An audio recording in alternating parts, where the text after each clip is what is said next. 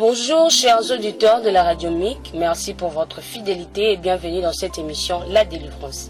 Le thème continue, combattre les œuvres de la sorcellerie, partie 2. Nous rappelons à tous nos auditeurs que déjà nous sommes dans le 4e chapitre titré « Comment procèdent les sorciers pour envoûter les non-sorciers ». Ici, nous sommes dans la phase d'envoûtement. Ainsi, toujours dans cette phase, nous avons vu ensemble avec les auditeurs qu'il existe 4 phases que le sorcier utilise pour envoûter les non-sorciers. La première phase était basée sur l'esprit de contrôle. Ici, nous avons dit que le diable, soit le sorcier, peut utiliser ou peut passer par n'importe qui pour vous contrôler. Alors, une fois qu'il voit quelque chose de bon, vous arrivez, du coup, il vous désoriente deux fois par de simples paroles qui vont peut-être vous démotiver de quelque chose qui fera ce que vous abandonnez quelque chose qui était pour vous, qui était pour votre avantage. Tout cela a été décortiqué à l'émission précédente ensemble avec le berger Moïse Louchiko. Et pour aujourd'hui, c'est la deuxième phase qui nous sera enseignée une fois de plus par le berger Moïse Louchiko que je salue. Bonjour berger. Bonjour Naomi. Nous voici une fois de plus avec les auditeurs. Et pour aujourd'hui, c'est l'esprit de la domination comme deuxième phase utilisée par les sorciers pour envoûter les non-sorciers. Tout à fait. Bénissons le Seigneur. Tendre Père, nous bénissons ces instants parce que nous avons l'occasion d'être enseignés, d'être connectés au ciel pour apprendre les techniques, les tactiques de notre ennemi afin que nous prenions des dispositions. Ce temps est béni. Nous disons Seigneur, nous te demandons Seigneur de nous assister du début jusqu'à la fin. Utilise-nous comme des instruments utiles à toute bonne œuvre. Nous bénissons tous les auditeurs de la radio MIC. Nous bénissons le monde entier, particulièrement Messianic International Church, dans le nom de Jésus-Christ. Amen. Amen. Voilà, chers auditeurs, comme je viens de le dire, la première phase était passée dans l'émission précédente. Aujourd'hui, nous parlons de la deuxième phase de l'envoûtement, de sorcier contre le non-sorcier, qui est l'esprit de domination. L'esprit de domination, Naomi. Oui. Qu'est-ce que le diable fait? Ici, il utilise les sorciers. Et les sorciers envoûtent comment? Souvent nous parlons de l'envoûtement. Le sorcier va placer, je vais parler d'un terme vulgaire, Oui. un bouton. Un bouton. Un bouton. Et le bouton là, c'est comme un bouton poussoir. C'est-à-dire, il sait là où il va appuyer Oui. pour que la personne s'enflamme directement, pour que la personne ait une attitude quelconque, pour que la personne ait une habitude quelconque.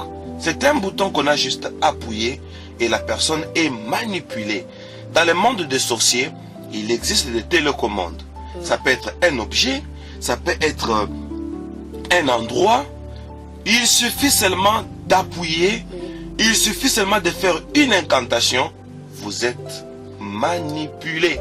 Cette manipulation-là, cette commande-là, c'est ça ce qu'on appelle l'esprit ou le démon de la domination. On fait des choses. Quel type de choses? Des réactions.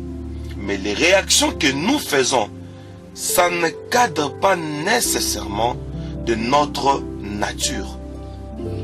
C'est-à-dire, ce sont des effets secondaires. Ce qu'on fait, on est manipulé. Ce qu'on fait, on est travaillé.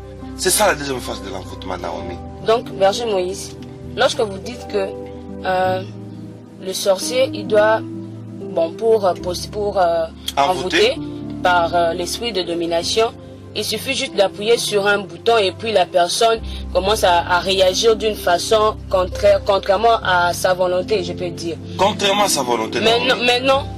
Donc, lorsque nous réagissons deux fois, contrairement à notre volonté, peut-être contrairement à notre comportement, donc c'est déjà une phase d'envoûtement. C'est déjà une phase d'envoûtement. C'est pourquoi, quand nous allons organiser des séances de prière qui suivront toutes ces phases et tous ces chapitres, parce qu'on ne doit pas donner pour que ça reste comme ça, il y aura des séances de prière. Nous allons parler dans la prière, nous allons faire mention, je voulais dire, de certains aspects de notre vie que nous pouvons trouver normal. Ici, c'est sur le plan comportement. Oui. Il y a certains comportements, certains caractères, certaines natures qui ne sont pas nos vraies natures, nos vrais caractères. Souvent, on nous guide ou on nous dicte de faire quelque chose. Je donne un exemple. Je fais la cure d'âme d'un sorcier. Un jeune à l'époque, le garçon avait 16 ans. Oui. La personne qui lui avait donné la sorcellerie, chaque fois qu'il y a, par exemple, échange de paroles entre amis, la personne de loin suit les mouvements. Les sorciers peuvent suivre vos paroles. Les sorciers peuvent vous repérer. Maintenant, là, vous êtes dans la chambre avec votre mari. Maintenant, là, vous êtes avec les enfants. Vous êtes avec un visiteur. Vous faites telle chose. Ils ont des radars. Maintenant, ils communiquent. Le sorcier lui dit, injurie-les. Et les garçons injurient. C'est que les garçons... De loin. De loin. Et le garçon a un moyen de communication où il peut entrer en réseau avec sa maîtresse sorcière. Alors la maîtresse lui dit, dis-lui ça. Et la maîtresse sait qu'en disant ça, il y aura ça. Donc le garçon est manipulé. C'est ça la domination. Donc le diable, hein, c'est te repérer, c'est repérer quelqu'un et il lui dicte ce qu'il peut faire, il lui dicte ce qu'il peut dire, il lui dicte comment il peut réagir, comment il peut être. Maintenant, la différence entre les sorciers et les non-sorciers. Le garçon savait que la parole que j'ai dit, ça m'a été dicté. Oui. Mais un non-sorcier, il dit des choses, il ne sait pas d'où ça vient. Alors que on est en train de le manipuler. Oui, déjà. C'est une deuxième phase où travaillent les sorciers. Restons encore dans l'exemple. Lorsque vous dites que de loin, le sorcier de loin peut contrôler, il sait qu'en ce moment vous êtes telle place, en ce moment vous faites ceci. Donc, dans cette deuxième phase, l'esprit de domination, ça travaille directement avec l'esprit de contrôle, directement. Voilà. Notre première phase, c'était l'esprit de contrôle. Et après, quand il prend contrôle, Oui. maintenant, il prend possession. Et la possession démoniaque, on parlera de la possession, Oui. seulement tout au long de cette émission. Le fait que le diable ait possédé quelqu'un, l'objectif c'est de le dominer. Oui. Donc la domination marche de pair avec la possession. Oui. Et nous en parlerons. Donc ici, la personne est dominée. Pourquoi? Parce qu'elle est contrôlée. Contrôlée, oui. Comme vous venez d'appuyer ça. Qu'est-ce que Satan fait? Que font les sorciers? Ils suivent tous vos mouvements. Et il peut arriver, quand il s'agit de non-sorciers, il peut arriver que les sorciers veulent s'informer de toi afin de te dominer, afin de te guider. Bon, pas guider, mais le vrai terme, afin de te manipuler, de la manipulation. Oui. Il peut travailler à distance avec un sorcier local qui est proche de toi, qui est dans ton sillage, il t'observe. Les sorciers sont bizarres. Tu entres dans la chambre avec ton mari, tu entres dans la chambre avec ta femme, les sorciers de la maison donnent l'information. Naomi entre dans la chambre. Moïse est dans la chambre. Moïse vient de partir au bureau. Naomi est à la cuisine. Les enfants sont allés à l'école. De loin, on sait la situation de votre maison. Bizarrement. Maintenant, l'objectif de sorcier est que, par l'information qu'il reçoit de loin, maintenant qu'il te dicte, il peut dicter au sorcier, par exemple, une parole. Le sorcier entend et il souffle sur toi. Les sorciers font ceci dans la maison.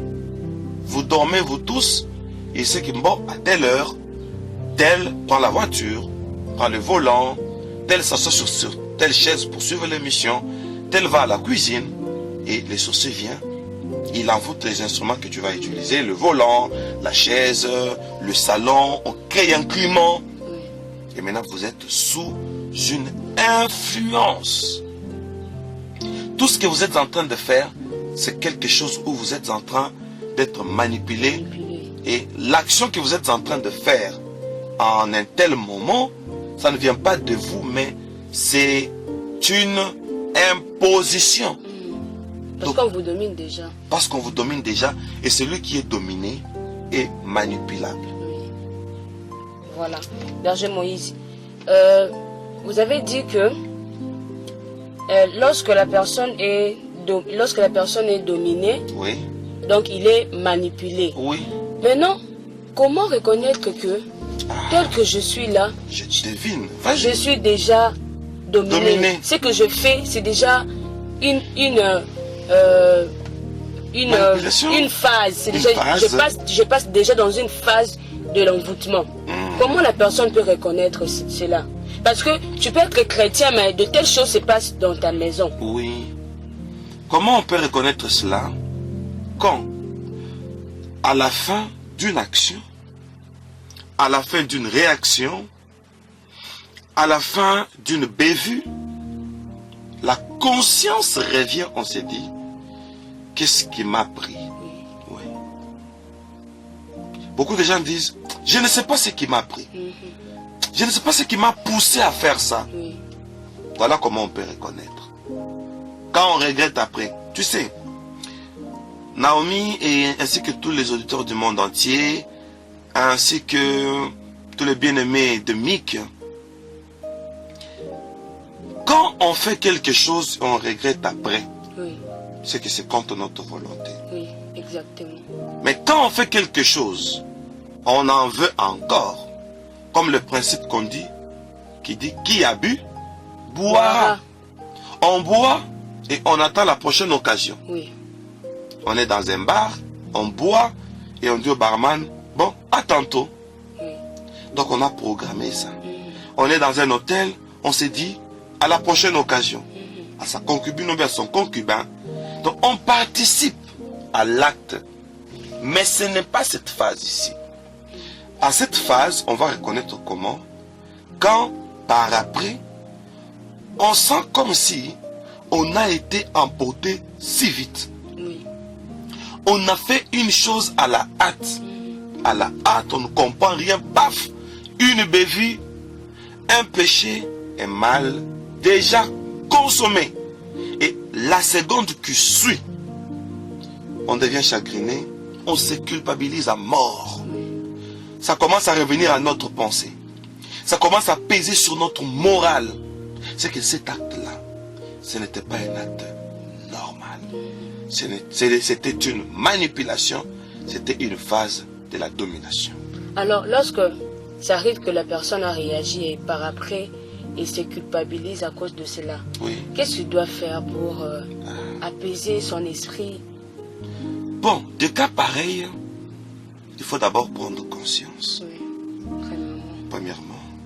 Deuxièmement, il faut veiller.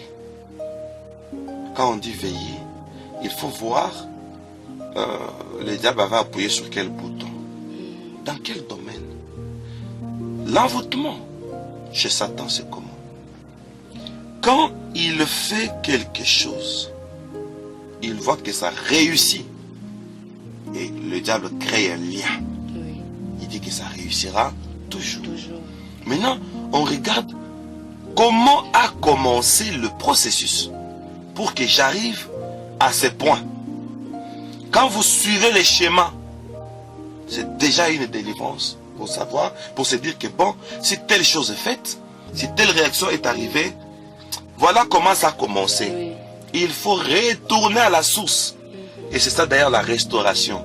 Quand on rentre à la source, quand on étudie la scène, il y a d'ailleurs, quand j'étais bébé spirituel, bon, au début de ma foi, on nous disait, tu dois avoir ton cahier spirituel. Ton cahier spirituel, mettez-y, comment je peux dire, tous vos songes, toutes vos prédications, vos édifications et aussi vos réflexions dans votre cahier. C'est un cahier spirituel, c'est-à-dire d'encadrement spirituel. Alors, dans ton cahier, il faut faire un schéma.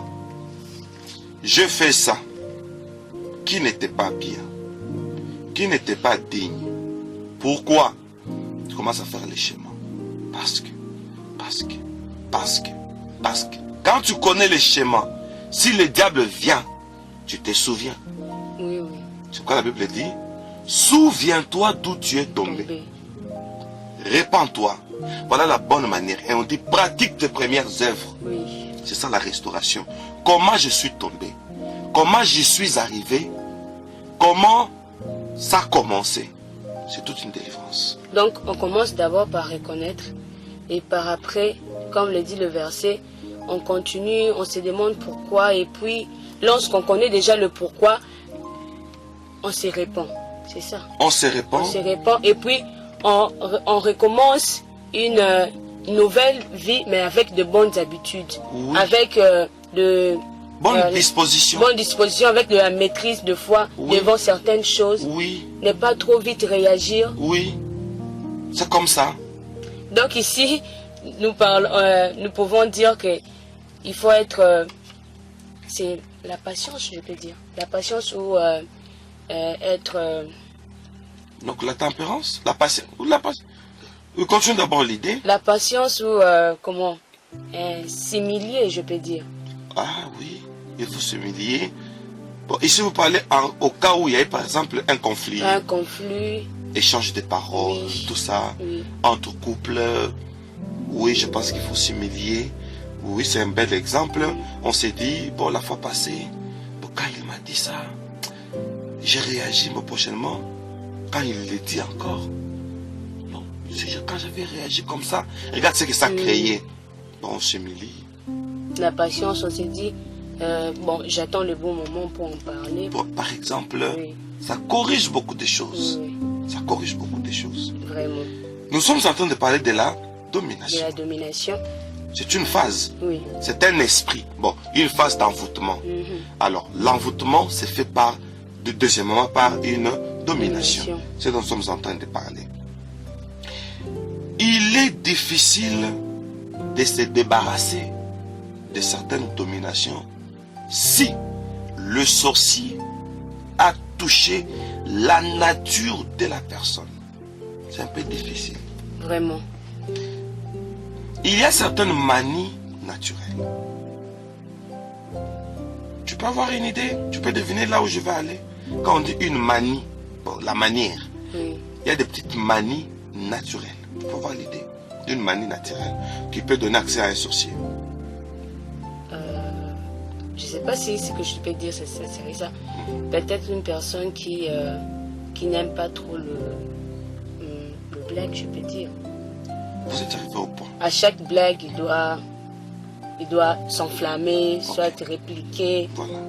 On peut appeler ça l'intolérance. Oui. Il y a certaines personnes qui n'aiment pas de blagues, comme vous parlez, de plaisanteries à un niveau. Oui. Et on sait, pour les provoquer, il faut faire ça. Pour l'enflammer, il faut faire ça. Donc le diable connaît déjà votre point faible. Oui, Naomi. Le diable connaît déjà votre point faible. C'est ça le bouton. Il sait déjà que même à l'occasion de rien, une fois que vous faites une blague qui n'est pas à son goût, du coup il doit s'enflammer. Il s'enflamme, il réagit. Et la domination, c'est quand le diable connaît notre point faible et pour nous avoir, il touche seulement au point faible parce que c'est naturel. Chacun de nous, d'une manière naturelle, a des manies. Bon, je l'avoue, j'ai une repentance. Moi, j'ai une manie. Ah bon? Que Dieu m'aide. Vraiment. Moi, j'ai une manie. Quand quelqu'un, à ma présence, fait quelque chose d'amateur, excusez-moi, je me fâche. Moi, j'aime que tout soit professionnel. Oui. Qu'on s'habille d'une manière professionnelle. Même à l'église. Protocole, chantre, même un prédicateur. Je sens que la prédication est amateur. Je réagis directement, je monte à la chair. je contredis. Excusez-moi. Tu l'as vécu plusieurs fois, n'est-ce pas? Oui, oui, plusieurs fois. Voilà, je fais comment? Vous montez à la chair et puis vous dites étant que père. Ah, Oui, vous parlez étant que père aussi. Bon, c'est aussi pour notre bien. ah, ça c'est pour... Oui, c'est pour notre bien. Ah, d'accord. Oui, oui. Alors, comme c'est pour notre bien, je viens maintenant chez moi à la maison. Quand vous ne dressez pas la table comme j'aime, je réagis. C'est comme ça avec moi. Moi, j'aime qu'on parle d'une manière professionnelle. Oui. Qu'on s'habille d'une manière professionnelle. Qu'on serve à la table d'une manière professionnelle. Qu'on se réponde comme des professionnels. Oui. Qu'on se salue comme des professionnels. Oui, oui. Moi, j'aime ça. Maintenant, ça devient peut-être un sujet d'achoppement. Pour ça. Pour moi-même, quand je vois une réaction qui est trop terre à terre, ça m'achoppe facilement. Pourquoi? C'est naturel. Maintenant, le diable connaît notre nature. La Bible dit, voici, tu es plus sage que Daniel. Or, Daniel, c'est un prophète. Alors, comment est le diable? On dit de lui, tu es plus sage que Daniel. Vous vous imaginez? Donc, c'est ça. Alors, qu'est-ce que le diable fait sur la domination? Il regarde ton domaine naturel. Il y a d'autres gens d'une façon naturelle. On parle de manie. Oui. Il aime trop les restaurants. Il aime trop s'habiller. Il connaît son point faible. D'autres d'une manière naturelle. Quand il n'a pas l'argent, il lui-même dit, moi je n'aime jamais manquer l'argent. Que je ne manque même pas un minimum de $20 par jour. Vous voyez? Oui. L'autre, sur le plan naturel, bon, il aime, bon, c'est la nature. Bon, il aime paraître. C'est ça. Donc, même s'il faut, je peux dire, aller même au coin, dans une petite boutique du quartier, acheter du pain, acheter un jus, il se maquille comme quelqu'un qui va dans une fête, dans une manifestation. Donc c'est naturel. C'est naturel. J'avais une cousine comme ça. Achète-moi du jus. Elle sort, elle vous surveille. Alors quand vous êtes un peu distrait, par l'autre porte, elle rentre dans la chambre. Comment ça se maquille? Le jus c'est sur l'avenue. Vraiment. Elle se maquille, elle prend du temps. Mais comment il n'est pas encore là? Jemima. Ah, je sais le nom. Où est Jemima? En train de se maquiller. Juste pour aller acheter du jus. Du jus. Sur l'avenue. À un petit mall du quartier. Et se maquille. Alors ça ce sont des manies. Nous naissons avec.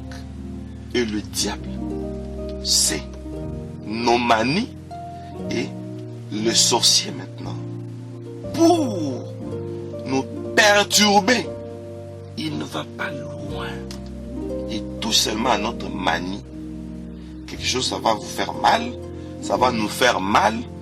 Quand je suis entré dans le monde des sorciers, le diable était sur un podium. Il y avait une grande table. Sous la table, il a tiré un tiroir. Il y avait le miroir. Il a découpé ce miroir-là avec rapidité en morceaux. Il a donné à tous ces sorciers. Il leur a dit, si vous voulez oppresser quelqu'un, n'allez pas comme ça. Prenez le miroir, regardez leur manie. Tentez-les dans leur manie. Et là, le preuve va toucher le point. Pour lui, le point, c'est la manie. Donc, votre façon d'être, c'est ça la manie. Maintenant, quand vous touchez seulement sa manie, il est déjà faible. Et qu'est-ce que le diable fait? C'est là que ça va nous faire mal. Il est dit, pour faire tomber quelqu'un, regardez dans le miroir, sa manie, comme c'est une manie, ça communique avec nous. Ça va apparaître automatiquement sur le miroir. Et maintenant, apporter 1000 démons. 1000 démons pour une manie. D'abord, c'est déjà une manie. C'est déjà une faiblesse. Maintenant, 1000 démons viennent pour accentuer une faiblesse. C'est grave. Et là, il se rassure que tu ne vas pas résister. Mais Berger Moïse, je comprends que là, c'est encore grave. Parce que déjà, on s'est dit que lorsqu'on est envoûté par l'esprit de domination, souvent on le remarque lorsqu'on réagit et puis par après, on a de culpabilité, on se demande et puis après, on se demande le pourquoi, on se répand et puis on commence une nouvelle vie avec une nouvelle façon d'agir maintenant, avec l'humilité, avec la patience et tout. Maintenant ici, le diable est déjà entré dans la nature de la personne. Seigneur. Il est déjà dans la nature. Même lorsque tu réagis d'une façon qu'il ne fallait pas, tu ne peux pas comprendre, tu ne peux pas te culpabiliser, donc tu vas trouver cela normal. Naomi, donc ça, c'est le nouveau point que nous devions entamer. Heureusement que tu en as fait mention déjà. Quand le diable entre dans les naturels, dans notre nature, comme c'est naturel, on ne se rendra pas compte. Et quand une pause, qu'est-ce que j'ai dit, une domination devient très avancée, on est possédé et on devient obsédé. Dans nos manies, le diable qui entre, ça devient l'obsession. C'est comme ça que le diable peut dominer quelqu'un. L'obsession, c'est quand la personne est possédée. Ok? Et maintenant, la personne qui est possédée est dominée par les démons. On lui dicte quoi faire. Ça, nous avons dit à la première partie. Et après, on peut se dire, ah, je ne devais pas faire ça. Je ne sais pas qu'est-ce qui m'a pris. Et après, ça devient l'obsession. Les démons possèdent la personne. Et la personne est voilée. Pour ne pas se rendre compte de ce qu'elle est. Et là, c'est maintenant la nature. Alors, les gens peuvent dire, nous trouvons que toi, tu es un peu dur. Nous trouvons que, bon, toi, tu te fâches trop. C'est parce que la personne va dire, ah, vous ne m'aimez pas. Tout le monde me calomnie.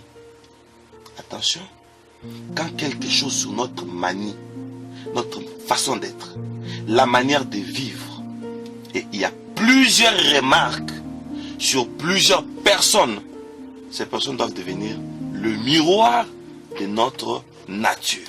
Donc, nous devons comprendre que moi, tel que je suis là, beaucoup de personnes m'ont fait cette remarque. Ça doit nous interpeller. Donc, mais non, Berger, même si tu te dis, mais moi je me demande, même si tu te dis que beaucoup de personnes m'ont fait cette remarque, mais déjà, tu es obsédé. Oui. On utilise déjà ta nature, ton comportement. Maintenant, qu'est-ce que ça va changer? Ok, qu'est-ce que ça va changer? Pour que ça change d'abord, parce qu'on est déjà obsédé. Le diable est entré dans notre nature. Les naturels, une parenthèse en passant.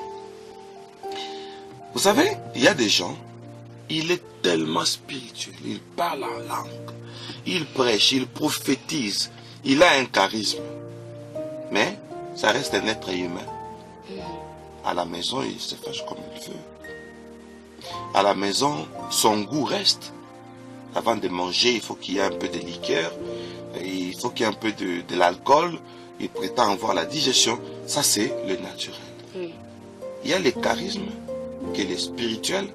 On dit les œuvres de la chair sont contraires à celles de l'esprit. Donc, l'esprit a ses injonctions et la chair a ses injonctions. Souvent, nous, les chrétiens, le diable nous récupère. Il nous donne des injonctions sur notre naturel. Là, on n'est plus pasteur, on n'est plus prophète, on n'est plus prédicateur, on n'est plus protocole, on n'est plus chantre. On est humain. Et c'est par là que le diable nous rattrape souvent. Et comme nous disons dans notre patois, pour ceux qui n'entendent, qui n'ont pas entendu, donc nous faisons maintenant la honte de Dieu, la honte de la chrétienté, la honte d'être appelé chrétien. Les gens vont dire, vous voyez vos chrétiens? Moi je connais 2 sœurs juste après les cultes. J'ai dit bien juste après les cultes. Tout le monde est en train de partir. Là au début de notre ministère, Miki Kinshasa, tout le monde est parti et 2 sœurs sont restées. Les gens ont pensé qu'il y avait une petite réunion, mais en train de se faire des échanges de paroles. Dans l'église. À l'église. Ils ont pris un coin. Oh, pourquoi la fois passée, tu avais dit ça? J'ai dit ça quand? Oh, on m'a dit. L'autre, oh, qui t'a dit? Échange de paroles, paf. Elles se sont battues au temple, juste après les cultes. Et j'ai perdu quelques fidèles à cause de cette réaction. Tout ça, c'est quoi? Le diable nous rattrape dans notre nature. Paul dit, autrefois nous étions par nature les enfants de la colère. Nous avons certaines natures comme ça. Nous revenons. Ok? Ok. Alors, nous revenons. Ici, nous étions en train de dire que le sorcier, il sait par où appuyer. Ouais, c'est là où on était, j'espère. Non, nous étions là où on s'est... je disais que on t'a fait plusieurs remarques, mais déjà tu es obsédé. Qu'est-ce que ça va changer? Ok. Donc, le diable a appuyé pour que nous puissions faire certaines choses. Et maintenant, si ça fait partie de notre personne déjà, qu'est-ce que ça peut faire? D'abord, il faut noter que c'est Satan qui est à la base de ça. Mais non. Comme quelque chose qui est... On dit un proverbe vulgaire qu'on ne peut pas empêcher au singe de se gratter. C'est déjà naturel. Le léopard ne peut pas enlever ses taches. C'est quelque chose de naturel. Et tout le petit léopard, quand lui est tacheté, le petit sera aussi tacheté. C'est naturel. C'est une loi. C'est l'hérédité. Nous aussi, nous avons acquis certaines natures, Naomi. Dans la prière, on doit faire une prière d'autorité. Quand nous entrons dans la phase de la délivrance. Alors, qu'est-ce que ça va faire? Parce qu'on ne va pas se rendre compte que moi, je suis comme ça. La première phase ou le premier pas de la délivrance ou du changement, c'est les autres. Les autres? Comment les autres? Ce que les autres me disent. J'ai déjà posé la question. Qui dit-on que je sois? Et vous, qui dites-vous que je suis? Qui suis-je pour vous? C'est très intéressant. Un moment, il faut se mirer par les autres. Critiquez-moi un peu. Comment vous me trouvez? Moi, je l'ai déjà fait une fois à l'église Mick. Je me souviens. Très bien. J'ai dit du haut de la chair, nous avons une boîte à suggestion. On dépose la boîte, ne mettez pas de nom. Faites-moi des remarques. Les gens m'ont fait des remarques, Paf. Un professionnel, c'est quand il aime aussi qu'on les critique. C'est important. Oui, un professionnel, c'est quand vous faites une œuvre d'art, vous dites aux autres, voilà, observez. Comment vous voyez? Même, c'est pas notre sujet, même dans la communication, dans le journalisme, dans la salle de rédaction, lorsqu'on rédige un papier d'information, donc on doit dire à tout le monde, voyez un peu, le papier passe par tout le monde, vérifie. Non, ici tu devais faire ceci. Moi je trouve que c'est pas trop professionnel. Moi je trouve que tu es parti trop vite. Je trouve que la première information devrait être à la 3e position, soit à la dernière position. Donc c'est comme ça, même dans la vie professionnelle. C'est vrai? Oui. Ça m'a édifié. Amen. Donc quand vous rédigez un journal, donc ça doit d'abord passer par... donc beaucoup de gens doivent d'abord voir ça et ils doivent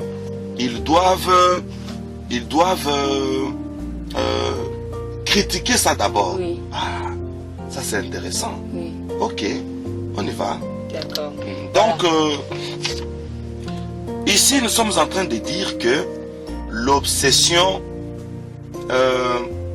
pour se rendre compte que nous sommes